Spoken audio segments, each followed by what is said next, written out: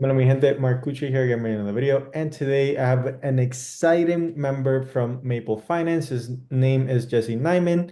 They're doing a great RWA company. They're building in traditional markets and bringing them on chain. He's a graduate from UPenn. Congratulations, you graduated almost during the pandemic. You have a bachelor's in economics, minors in statistics and Spanish. I'm from Puerto Rico, so ¿cómo está? Un placer tenerte aquí.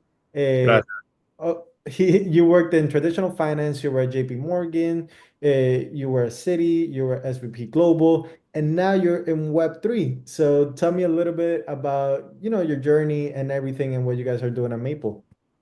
Sure. Yeah. So thank you so much for having me, Marco. This is always fun to chat a bit about the Maple vision and just share a little bit about our story and how I got here. But to start, so as you mentioned, I graduated Penn in 2022. After that, I started working at Galaxy. I was there for some time working on product development and managing some of our structured products. And then I moved along to JP Morgan, where I was trading FX. So FX structured products as well, kind of keeping in that same realm. After spending a bit of time there, I knew I wanted to make the transition back to crypto. But part of my concern or things that I was thinking about when making that jump was that I really wanted to make sure that I was going back to work in the right, line of business and also work on the right product. I knew I wanted to get in somewhere at the early stage and really have a impact on wherever I ended up. And after speaking with the team at Maple, it was very clear that both of our visions aligned, are where we saw the space heading, and Maple itself. So for those of you who don't know, Maple, we do capital markets on chain, meaning that our main line of business is crypto lending. All this lending is over collateralized, and we lend to not just, as you would see in permissionless settings, where individual borrowers, but larger institutions.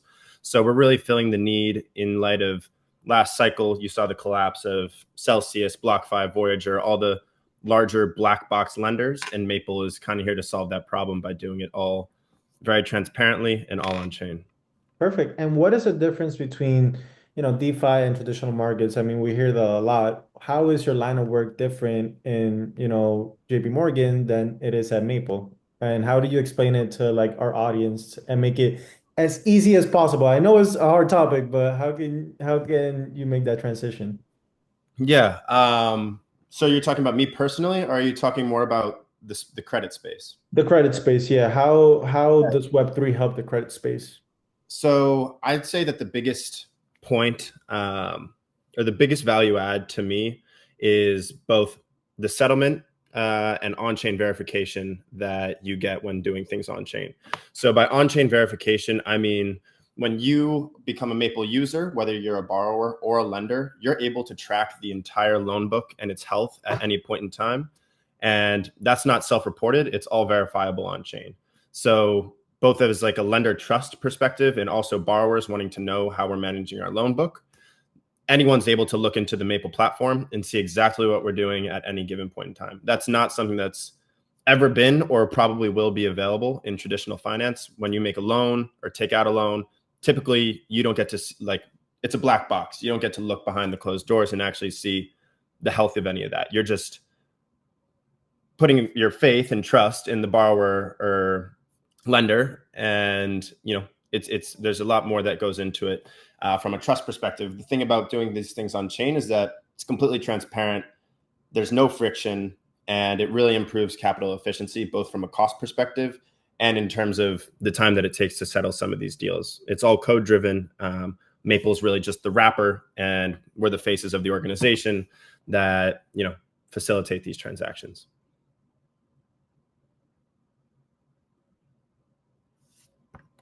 Sorry, I think I was muted. So let's talk about the different products that you guys offer. You have a lend plus long maturity, and it's up to 33% APY, which is super impressive. I don't know how that works and how you guys do it, but if you could talk about a little bit about that. You also have a blue chip secure lending, which offers 9%, almost 9% 30-day APY. So you guys are offering some great products. How are you guys able to do this? So, great question. I'll start with blue chip and high yield, and then we can go into lend and long, just because lend and long is built on top of our high yield pool. but Blue Chip being our most conservative, straightforward offering. Lenders deposit USDC. We lend that USDC to institutions out of our pool. All of it's over collateralized by Bitcoin and ETH. So if you want to scroll down a bit on this page, and if you were to click into pool details on the tab right there at the bottom. Okay. This is a perfect example of where you can look into the health of the loan book at any point in time. So as you can see, all these loans, you can see there's an $8 million loan, $5 million loan. These are all loans that we've issued to top tier institutions in the space. Think of your largest market makers, your largest asset managers, funds, et cetera, that are looking for conservative leverage against their digital assets. They come to us, lenders pool their money, and we're the one that makes the connection. So we lend that capital out, and we take and hold that collateral in qualified custody. So all those loans are backed by amounts larger than the loan value in digital assets. Wow. That's amazing. How many pools do you have right now? Right now, it's going to be our Blue Chip and high yield are our two main products. The difference between the two is the collateral type that backs the pool. Okay. We have some altcoin lending opportunities where you can lend Bitcoin, Ether, Sol. We most recently launched a Bitcoin lending product that's been incredibly popular, has seen a lot of success just because many people have never been able to earn yield on their Bitcoin until now. But those being our main products, and then Lend and Long is more of like a structured product built on top of one of our pools where it's a little bit more complicated, but at a high level, what we do is the yield that the pool is earning, we buy call spreads with it, Bitcoin call spreads. So that creates like an upside price or upside appreciation profile in terms of the APY that you would earn. And we wrap it into a yield product rather than giving you the direct price exposure. Okay, wow. And how many users do you currently have? How many people have been able to use this product?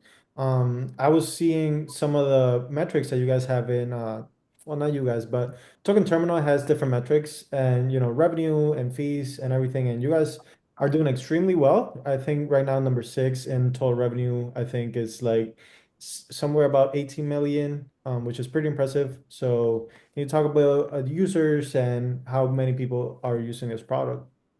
Yeah, thousands. So on the Maple platform, it's only accredited investors. So to lend, you have to be accredited, and that depends on what your jurisdiction is and where you reside. But the idea there is to match sophisticated capital to sophisticated borrowers and keep it like a more buttoned up, white collar lending or capital market approach. But we also have a permissionless arm called Syrup. That's more typical DeFi protocol. Connect your wallet. You don't have to do any KYC. You lend your USDC or USDT to the pool, and then that gets lent out the same way on the other end. So in terms of the Syrup side of things, that's just something that can scale much more easily because there's no minimum deposit size. Whereas on the Maple platform, there are a few hundred lenders, but it's definitely a bit more, it's a bit less accessible because you have to be accredited. Perfect. I also saw Maple, I don't know, Coinbase said that you guys were converting it, and you guys have to, well, the users have to convert, I think their current Maple or something to Syrup. So when is that happening? So last November, we transitioned our token from MPL to Syrup as the ticker, SYRUP. And that was an initiative to we wanted to build out. So there's a couple of reasons we did it. First, we wanted to, Maple is deployed a new business model this past year or so. So we wanted the price action from here on forward to represent our business, what it is now, and not what it was 4 years ago. But besides that, we also wanted to shift up the tokenomics a bit, make a greater supply. And also Syrup is now a composable DeFi asset where Maple wasn't. So with Syrup, you're now able to use it on Pendle. There's Syrup USDC that you get when you deposit onto the Syrup platform. So now it's more of like a composable DeFi asset rather than just a value accrual token, which is really the idea there. So we wanted to make it something that you can use to participate in DeFi and not just hold it and earn value from Maple, which you still get with Syrup. The whole Coinbase thing you saw was we just got Syrup listed on Coinbase this week. So previously it was MPL was listed on Coinbase, now Syrup. Oh, congratulations for that. I think the last thing I just want to make mention of totally value locked with all these like lending protocols, you need a lot of total value locked, and you guys have a lot, $680 million in total value locked. I mean, it just the number just went up. So Just went up. as we're talking, so congratulations for that. Do you see yourself getting to, obviously you see it, but because you're working at the company, but getting to a billion, what kind of is the goal, right, for you guys? I know probably a billion, 5 billion, 10 billion, who knows? Yeah, 4 billion right now is the target, and that's when we can reassess what the next target is. But right now, especially recently, we've seen a ton of traction from institutional allocators, and that's where we see ourselves scaling in the near to medium term. And most recently, we had an allocation from Bitwise, being one of the largest institutional asset managers in the crypto space. It was a huge point of validation both for our product and our reputation. So that was a process that took years of due diligence and careful magnifying glass on all the fine everything all over Maple. And they ended up making an allocation. It was their first allocation to DeFi, and they chose to do it with Maple. So that was a huge step forward. And when we think about how we're going to scale in the years to come, it's going to be by being the de facto on-chain credit marketplace. If someone needs to borrow in size, they come to Maple, and if they need to lend in size, they come to Maple.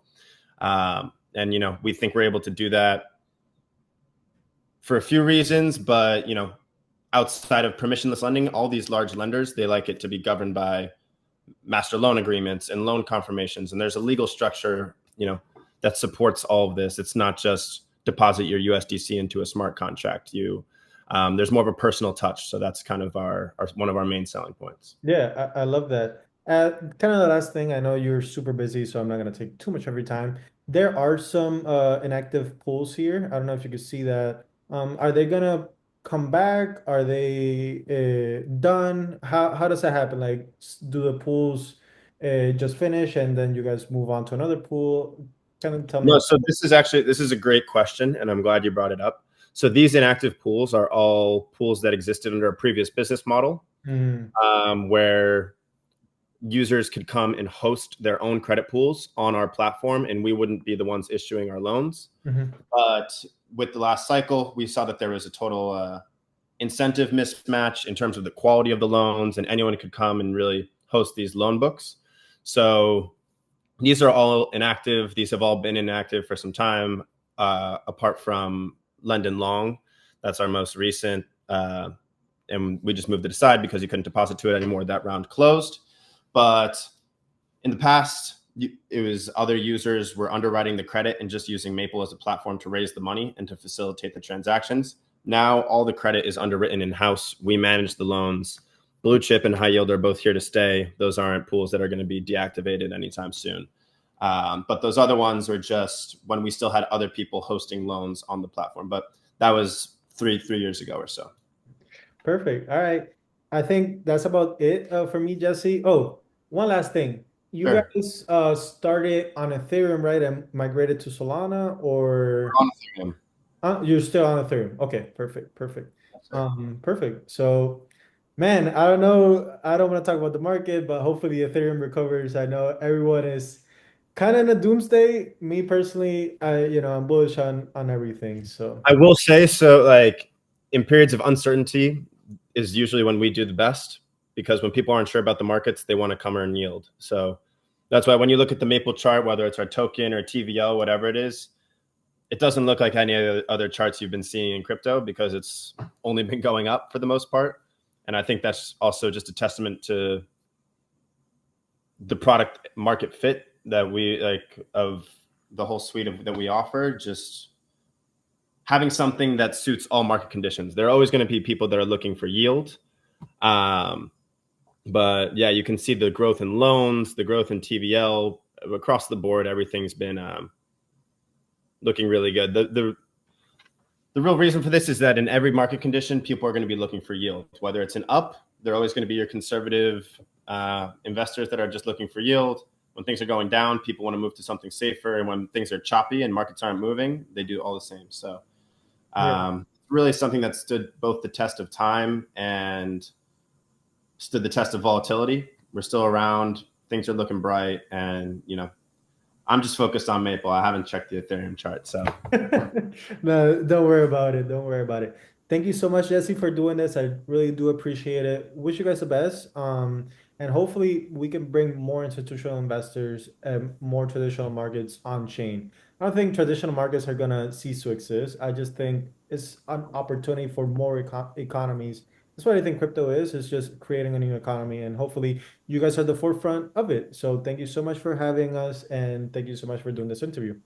Absolutely. My pleasure, Marco. And any questions, feel free to reach out. Oh You yeah, how can can people reach out to you? I don't know if you're you active. can reach me at jesse@maple.finance, Okay, however you want to include that. But perfect. So thank you so much for watching, and I will see you on the next one. Bye bye. all right, take care.